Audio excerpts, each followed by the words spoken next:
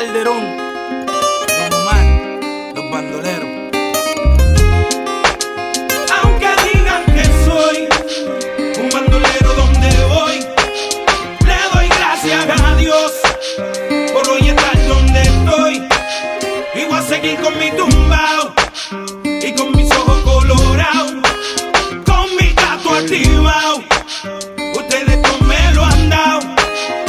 Oye, a mí me importa poco lo que se diga del nigga. William Landrón y yo somos socios de la avenida. Soy bandolero como el Mr. Politiquero, que se robó todo el dinero y lo postularon de nuevo. Como si fuera Caldio Don Omar, nos daban conspiración, la llave bota. Y yo no soy ejemplo, mi respeto al tempo. Su único delito fue tener talento.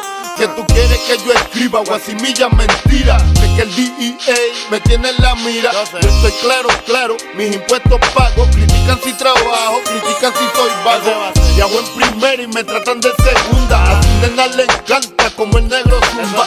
Yo soy tu cuco, tengo el trabuco, conocido mundialmente como el maluco. Aunque digan que soy un bandolero donde voy, le doy gracias a Dios por hoy estar donde estoy.